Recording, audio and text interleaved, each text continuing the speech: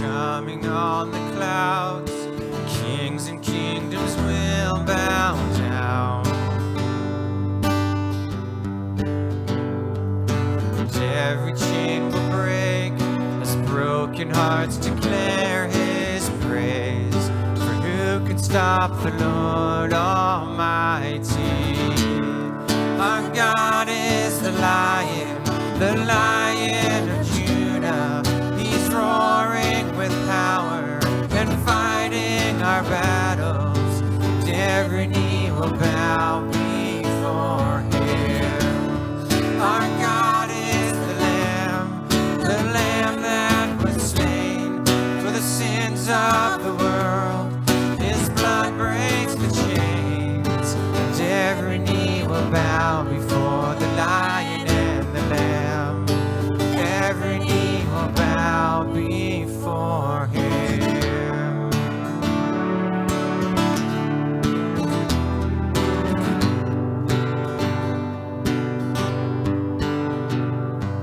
So open up the gates, make way before the King of Kings. The God who comes to save is here to set the captives free. For who can stop the Lord Almighty? Our God is the Lion of Judah. He's roaring with power and fighting our battles. And every knee will bow before him. Our God is the Lamb that was slain for the sins of the world. His blood breaks the chains, and every knee will bow before the Lion and the Lamb. Every knee will bow before him.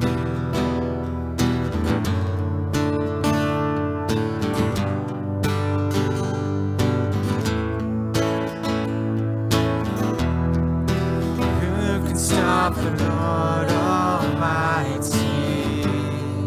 Who can stop the Lord Almighty? Who can stop the Lord Almighty? Who can stop the Lord? Our God is the Lion of Judah. He's roaring with power and fighting our battles. And every knee will bow before him. Our God is the Lamb that was slain for the sins of the world. His blood breaks the chains, and every knee will bow before the Lion and the Lamb.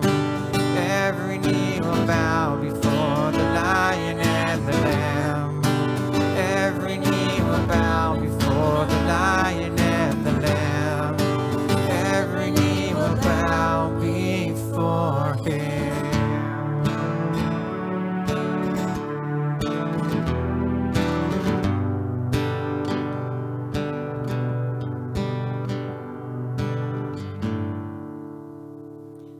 Good morning. The eternal Father, who loved us and set us free from our sins, who loves us still with that love and will not let us go, the one who will love us forever, calls us to worship him today as the only true lover of our souls. The Lord stoops to receive the love of our poor hearts. He calls us to remember the depth of his love for us in Christ. God seeks our love. And it is God himself who also greets us this morning. Grace and mercy and peace to you from God our Father and from our Lord and Savior Jesus Christ through the presence and power of the Holy Spirit. Amen. Let's continue to worship this morning.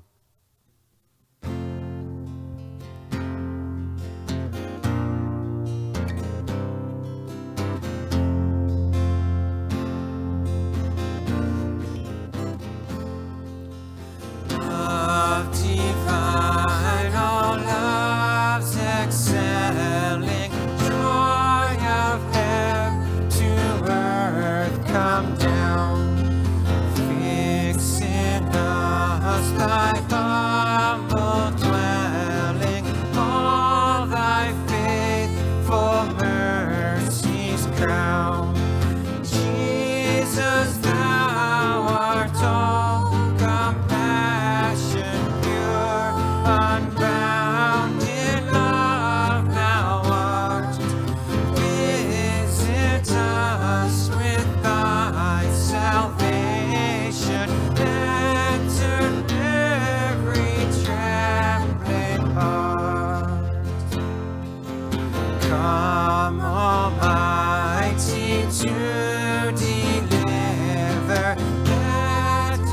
us all thy life receive. Suddenly return and never, evermore thy temples leave. We would be always blessing, serve thee with thy hosts above. Pray and praise thee without ceasing, glory in thy perfect love. Finish then thy new creation, pure and spotless let us be. Let us see thy great salvation, perfectly restored in thee. Changed from glory into glory, till in heaven we take our place, till we cast our crowns before thee, lost in wonder, love, and praise.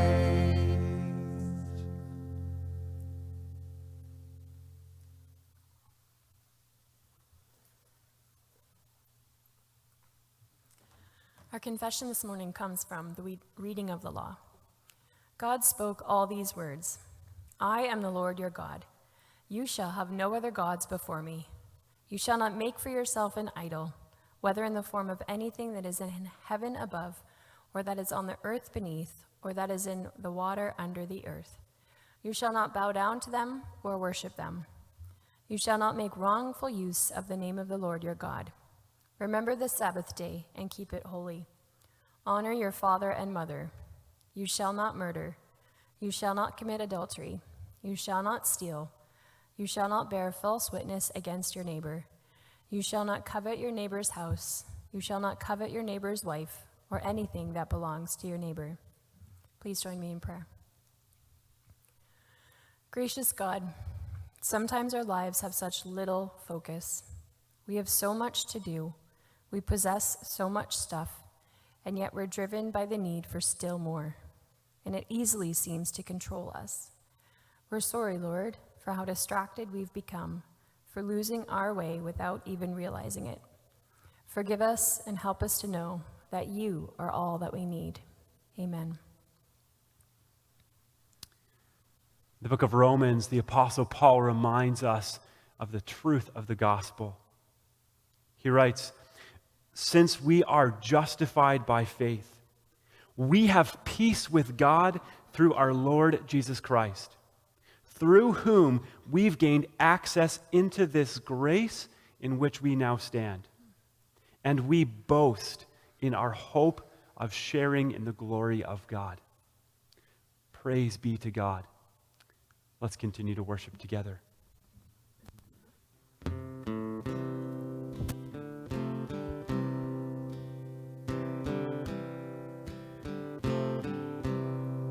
Before the throne of God above, I have a strong and perfect plea, a great high priest whose name is love, whoever lives and pleads for me. My name is graven on his hands, my name is written on his heart. I know that while in heaven he stands, no tongue can bid me thence depart. No tongue can bid me thence depart. When Satan tempts me to despair and tells me of my guilt within, upward I look and see him there, who made an end of all my sin. Because the sinless Savior died, my sinful soul is counted free. For God the just is satisfied to look on him and pardon me, to look on him and pardon me.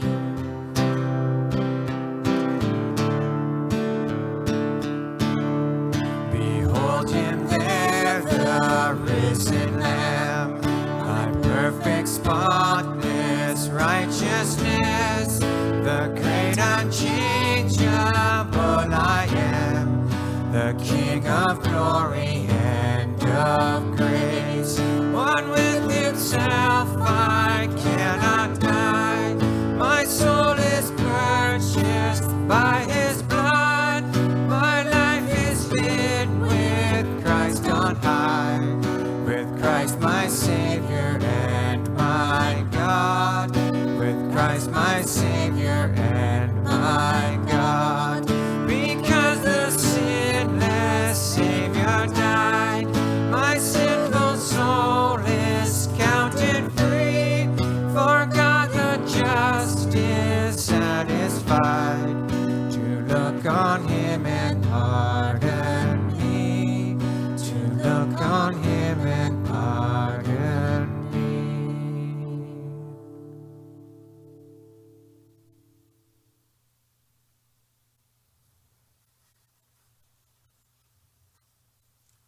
Please join me in prayer. O God, our guide, set your path clearly before us and lead us to follow you willingly for the sake of Jesus Christ, our Lord. Amen. Our text this morning is from Galatians 3, verses 21 through 29. Is the law, therefore, opposed to the promises of God? Absolutely not. For if a law had been given that could impart life, then righteousness would certainly have come by the law. But the scripture declares that the whole world is a prisoner of sin, so that what was promised, being given through faith in Jesus Christ, might be given to those who believe. Before this faith came, we were held prisoners by the law, locked up until faith should be revealed. So the law was put in charge to lead us to Christ, that we might be justified by faith. Now that faith has come, we are no longer under the supervision of the law. You are all sons of God, through faith in Christ Jesus, for all of you who were baptized into Christ have clothed yourselves with Christ. There is neither Jew nor Greek, slave nor free, male nor female, for you are all one in Christ Jesus. If you belong to Christ, then you are Abraham's seed and heirs according to the promise. Thanks be to God.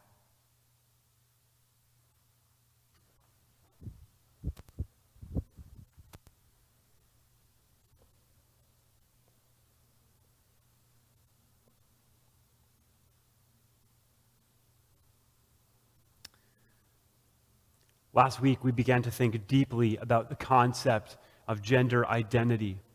And as we noted, it wasn't that long ago that the concept of having a gender identity was almost unheard of. The concept itself only makes sense if we have some idea of what gender means and how it may or may not differ from sex. But today it's generally accepted that gender and sex are distinct from one another. A person may have been born a biological male, but they identify as another gender. A person may have been born a biological female, but they too identify as another gender. As we noted last week, at the heart of this discussion is the distinction between gender and sex. And this distinction is new, and it is unknown to the Bible. We began thinking deeply about gender identity last week by reflecting on the creation narrative in Genesis. This is a text that is paradigmatic. And what that means is it describes all of creation the way that God intended it to be. What the first two chapters describe is not just descriptive, but normative. We learned three things about the creation of human beings last week. We learned that God fashioned human beings from the dust of the ground, and He breathed into them the breath of life. No other creature was created in that way. We learn that God created human beings in his image and likeness. And what that means, among many things, both theologically and practically, is that human beings are relational beings. We reflect God, who exists in fellowship within himself as Father, Son, and Holy Spirit. And we learn that God created human beings, male and female. There are two genders. And we learn that males and females are biologically distinct and yet biologically compatible. This week, as we continue our series called The Elephant in the Church, we're taking a step back to reflect on the concept of identity more broadly and generally. John Piper describes Christian identity well when he writes, "Christian selfhood is not defined in terms of who we are in and of ourselves. It's defined in terms of what God does to us and the relationship he creates with us and the destiny he appoints for us. God made us who we are so we could make known who he is. Our identity is for the sake of making known his identity." The heart of Paul's message in Galatians chapter 3 is that our identity as the people of God is firmly rooted in what he has done for us in Christ. By grace alone, through our faith, we have been united to Christ in his death and resurrection. And the result is our being adopted as sons and daughters. The Heidelberg Catechism offers a summary of what we believe about ourselves in the first question and answer. What is your only comfort in life and in death? That I am not my own, but belong body and soul in life and in death to my faithful Savior, Jesus Christ. He has fully paid for all my sins with his precious blood and has set me free from the tyranny of the devil. He also watches over me in such a way that not a hair can fall from my head without the will of my Father in heaven. In fact, all things must work together for my salvation. Because I belong to him, Christ, by his Holy Spirit, assures me of eternal life and makes me wholeheartedly willing and ready from now on to live for him. So when we're talking about identity, Paul proclaims with boldness and absolute clarity that this is who we are. This is, or at least it should be, the foundation of our sense of self. And all other expressions of our sense of self flow from this. In our passage, Paul begins in a way that is consistent with his theology and his writing in general. He begins with contrasting life under the law with life under Christ. And this isn't the only place that Paul does this. Paul does this in the book of Romans. He does this in both letters to the Corinthians, to the Ephesians, the Philippians, the Colossians, and so on. The point is that Paul consistently compares life under the law with life under Christ. Here's what we find in verses 21 through 25. Is the law therefore opposed to the promises of God? Absolutely not. If a law had been given that could impart life, righteousness then would have come by the law. But the Scripture declares that the whole world is a prisoner of sin, so that what was promised, being given through faith in Jesus Christ, might be given to those who believe. Before this faith came, we were held prisoners by the law, locked up until faith should be revealed. So the law was put in charge to lead us to Christ, that we might be justified by faith. Now that faith has come, we are no longer under the supervision of the law. Paul begins with a rhetorical question. And we know it's rhetorical because he gives us the answer immediately after posing the question. The reason for posing the question, I think, is twofold. First, it's to get us to think about and to reflect on what he's suggesting. And then second is to make his point that much more clear. And Paul's point in this text is quite clear. Verse 21, he points us to life under the law. And for the sake of clarity, the law that Paul is referring to is the Mosaic law. When God delivered his people from Egypt, he brought them to the base of Mount Sinai. And then he invited Moses to meet with him on the mountain. Once there, God gave Moses the law, which we know as the Ten Commandments. This was a great gift to the people of God because God was revealing to them how to live in his presence. The Ten Commandments do the same for us today. They show us how to live in relationship with God. But they show us something else too. They show us the extent to which sin has a hold in our life. In the Reformed theological tradition, we affirm something called total depravity, which refers to our sinful condition. It doesn't mean that we're as awful as we possibly could be, but rather it means that the reach of sin and corruption is total. The law shows us God's standard and how we're unable to live up to it. In verse 23, Paul writes that we were held prisoners by the law, which makes us wonder, in what way? What Paul means is that we were held prisoners of the law because the law itself was unable to free us from the grip of sin. We can try follow the law perfectly, but we'll fall short every time. Paul acknowledges this in verse 21. He writes that if there was a law that could impart life or freedom from sin, then righteousness would have come through the law. But righteousness, as Paul consistently points out, comes only through Christ.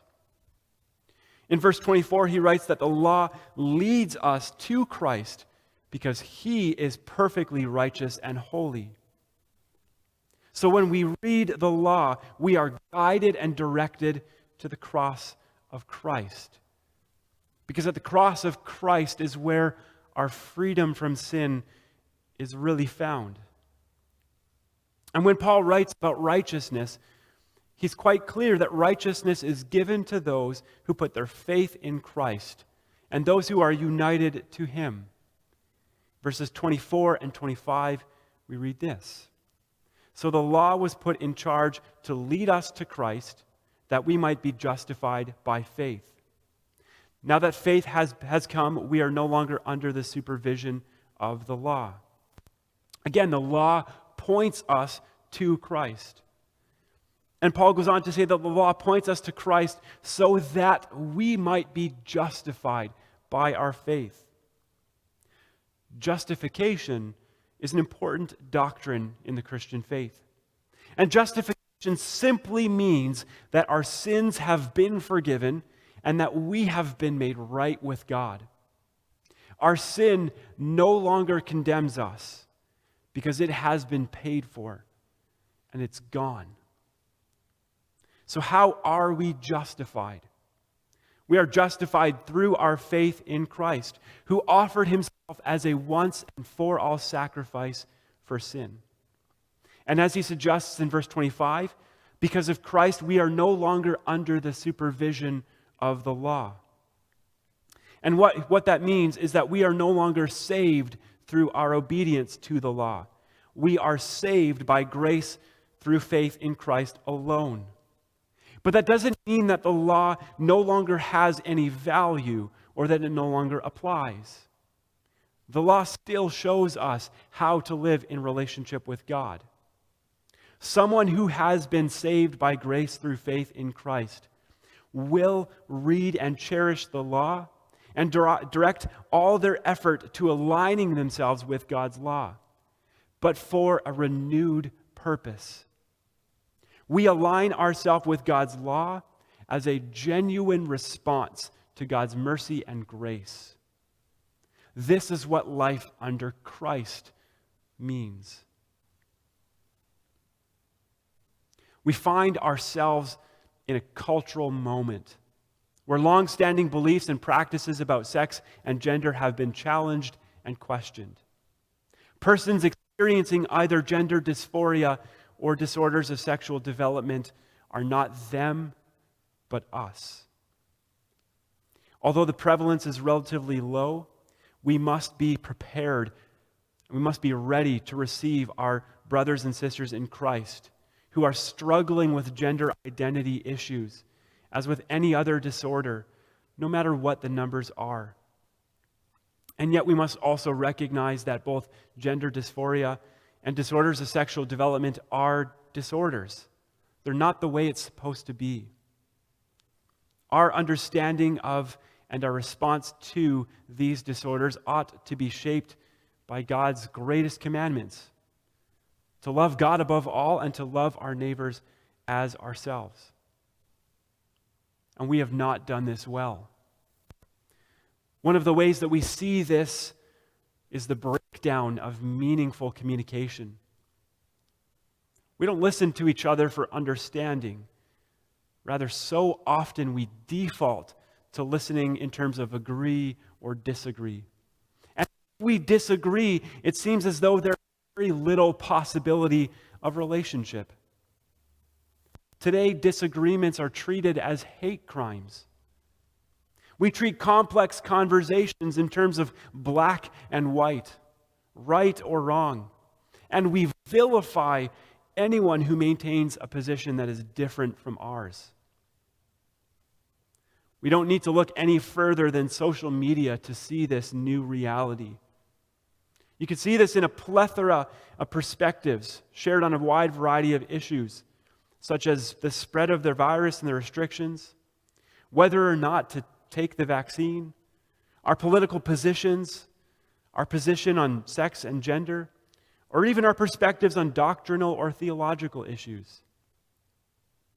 Rather than trying to understand each other and understand others and where they're coming from, we put labels on people. We identify them primarily by their perspective. There are so many labels, and they're usually unkind.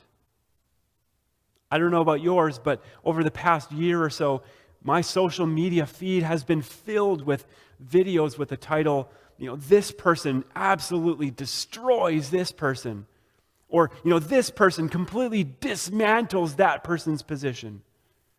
And what's even worse is if you look at the comments below, you see such nasty comments. Many people view videos like this just even simply to read the comments. I spent some time this week watching some videos and reading comments, and many of those comments were far too offensive to even share this morning. I think in part this comes from how we identify ourselves and each other. We treat things like our political positions or theological positions or our gender identity as primary. The gospel shows us something different. Our selfhood is not defined in who we are in and of ourselves, but rather in terms of what God does to us, the relationship He enters into with us, and the destiny He appoints for us. God made us who we are so that we could make known who He is. And if there's one thing that Paul makes absolutely clear in this text, I think it's this. As we've already noted, Paul contrasts life under the law with life under Christ. And he's shown already that we are made righteous and holy not through our own effort, not through the law, but through Christ alone. But as the text continues, Paul builds off of that foundational truth.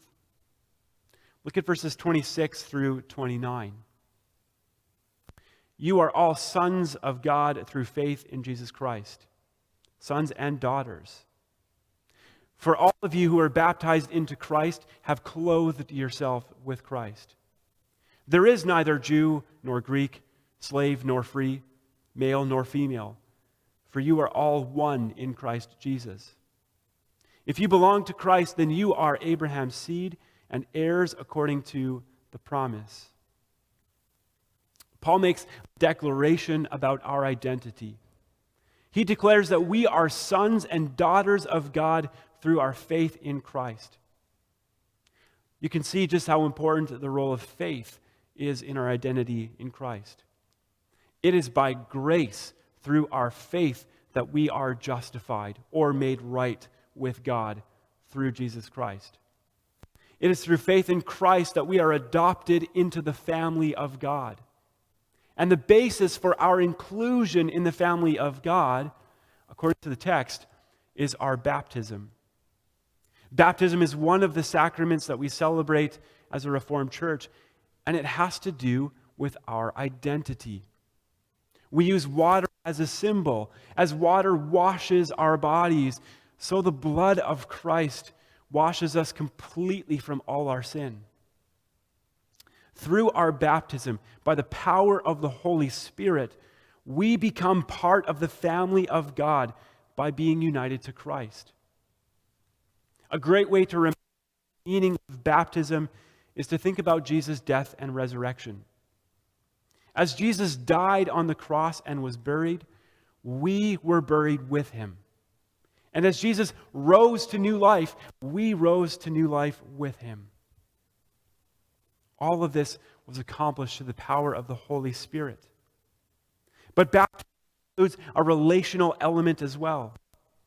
When we baptize a child or an adult, we as a church family vow to be part of their faith formation and their spiritual growth. We welcome them into our family and we accept responsibility for them spiritually. That's an important part of our baptism. When Paul writes that we are not under the law but under Christ, he writes that we have received a new identity in Christ. And this is what is most defining about who we are. He describes this further in verse 27 when he writes that we have clothed ourselves with Christ. And what he's suggesting is that we have been united to Christ and we have a new identity. And as we live as a new person, we live as those who imitate Christ in everything that we do. Paul describes this best in Philippians when he says, "In your relationships with one another, have the same mindset as Christ, who being in very nature God, did not consider equality with God something to be used to his own advantage. Rather, he made himself nothing by taking the nature of a servant, being made in human likeness, and being found in appearance as a man, he humbled himself by becoming obedient to death, even death on a cross. Therefore God exalted him to the highest place and gave him the name that is above every name, that at the name of Jesus every knee should bow, in heaven and on earth and under the earth, and every tongue acknowledge that Jesus Christ is Lord, to the glory of God the Father." Friends in Christ, clothe yourselves with Christ. Imitate him, his humility, his selflessness, his servant heart, his unconditional love for others. That's what being under Christ looks like. As this text comes to a close, Paul writes in verse 29 that if you belong to Christ, then you are a part of the family of God. A family that tracks all the way back to Abraham, showing us how grand God's plan of salvation was and is. So when we bring this conversation back to gender identity, we're not called to imitate cultural ideas of masculinity or femininity, but to imitate Christ. The gospel is like a mirror. When we look into a mirror, we see ourselves as we truly are. When we read the gospel, we see ourselves for who we were created and redeemed to be. This is our identity. Let's pray together. Gracious and loving Heavenly Father, we thank you for our Lord and Savior, Jesus Christ, for his death and his resurrection. We thank you for the Holy Spirit that's at work in us, uniting us to Christ through our faith, uniting us to each other in community, to the family of God through faith. We pray that your Holy Spirit would be active in our hearts and minds, leading us more and more to imitate Christ, his humility, his selflessness, his compassion, his unconditional love. Help us to understand ourselves rightly through the description we have in the gospel. And may that impact the way that we live every single day for your glory and for the building of your kingdom. And it's in your name that we pray. Amen. Let's continue our worship together.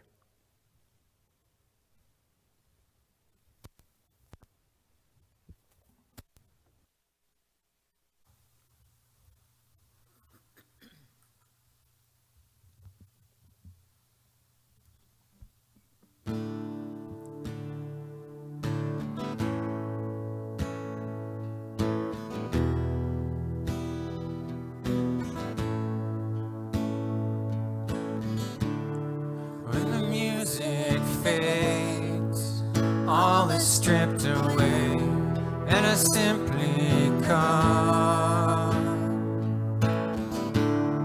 longing just to bring something that's of worth that will bless your heart. I'll bring you more than a song, for a song in itself is not what you have required.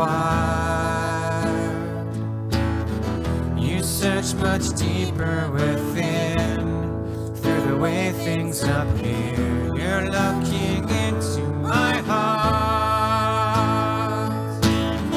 I'm coming back to the heart of worship, and it's all about you, all about you, Jesus. I'm sorry, Lord, for the thing I've made it, but it's all about you, all about you, Jesus. King of endless worth, no one could express how much you deserve.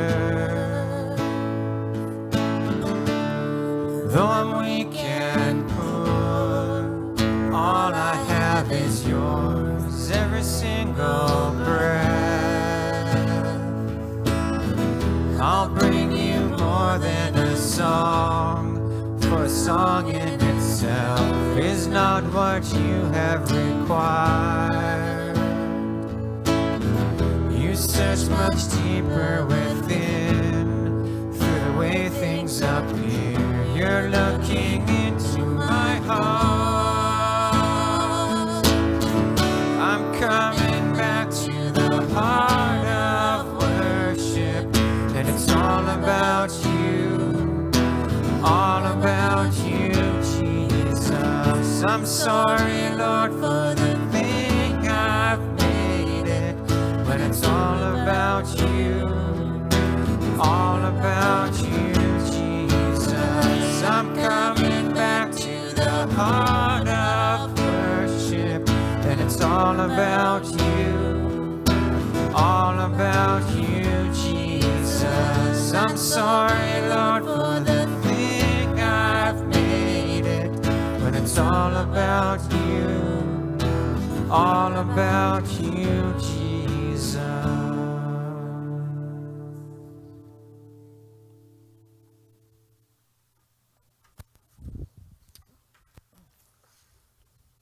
As we come into God's presence and join in prayer together this morning, we remember John Atzma in our thoughts and prayers, who will be having surgery this week. And so please join us in remembering John Atzma and his family as he undergoes this procedure. Let's pray together. Father, Son, and Holy Spirit, We give you thanks and praise for our baptism into Christ's death and resurrection. In the beginning, your Spirit moved over the waters, and you created everything that is, both seen and unseen. In the time of Noah, you destroyed evil in the water of the flood, and you gave a new beginning. You led Israel through the sea, out of slavery, into the freedom of the promised land. In the water of the Jordan River, Jesus was baptized by John and anointed by your Spirit. In the baptism of Christ's death and resurrection, you set us free from sin and death, and you opened the way to eternal life. May Christ, who sank deep into death and was raised to life, keep us in the grip of his hand. May your Spirit separate us from sin and mark us with a faith that can stand the light of day and endure the dark of night. To you be all glory and honor now and forever. This morning we pray for our community. We pray that you would continue to unite us together as a church family, even though we're worshiping from home. As the restrictions continue to be extended, we admit that we are becoming increasingly tired. We long for the day that we can be together again in person. We miss our family and we miss being together. We pray for our leadership and our volunteers as we continue to find ways to do ministry meaningfully together. Continue to give us the energy, strength, vision, and creativity that we need to serve our community well. This morning we pray for John as he prepares for surgery this week. We know, Lord, that you have gone before him and have prepared his way. We ask that you might be a calming presence within him and with Sherry and with their family. We also pray for the doctors and nurses, that you bless them and help them to do their work well. We pray for others in our family who are healing and recovering from treatments or procedures. We pray for those who are living in continued care. We pray for those who experience the daily reality of aging with all of its challenges. Father, this morning we especially remember Marguerite Vischer in our prayers. Ask that you would surround her and her family with your love and grace. We pray that you would provide healing. We ask this in the name of Jesus Christ, our Lord.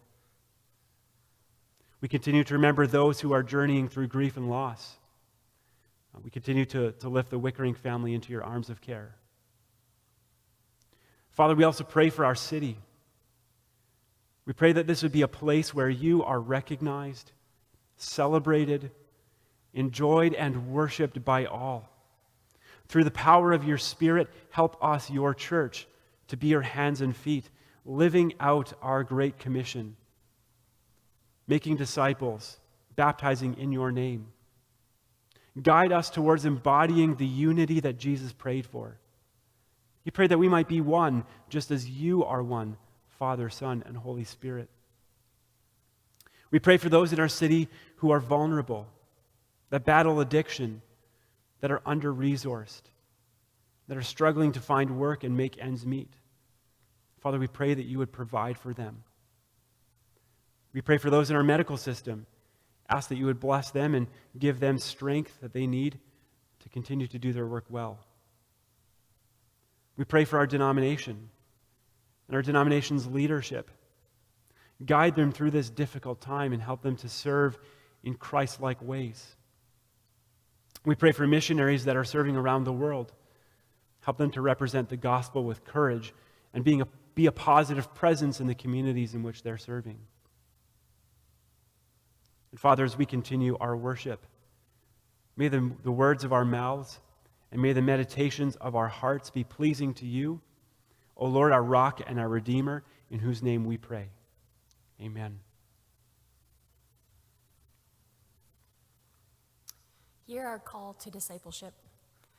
Go, therefore, and make disciples of all nations, baptizing them in the name of the Father, and of the Son, and of the Holy Spirit, and teaching them to obey everything I have commanded you.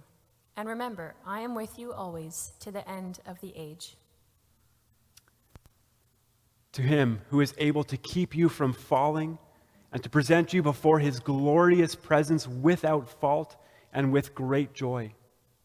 To the only God, our Savior, be glory, majesty, power, and authority through Jesus Christ our Lord, before all ages, now and forevermore.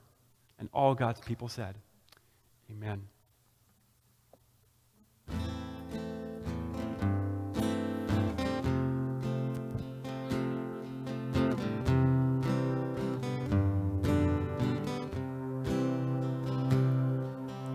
Wonderful, merciful Savior, precious Redeemer and friend. Who would have thought that a lamb could rescue the souls of men? Oh, you rescued the souls of men. Counselor, Comforter, Keeper, Spirit we long to embrace. You offer hope when our hearts have hopelessly lost the way. Oh, we hopelessly lost the way.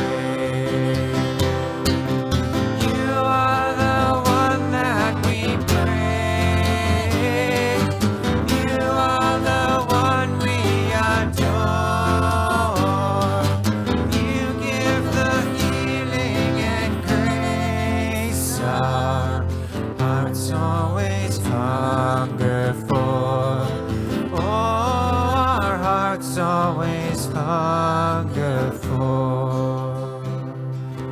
Almighty, infinite Father, faithfully loving your own. Here in our weakness you find us, falling before your throne. Oh, we're falling before your throne. You are the one that we praise. You are the one we adore. You give the healing and grace our hearts always hunger for. Oh, our hearts always hunger.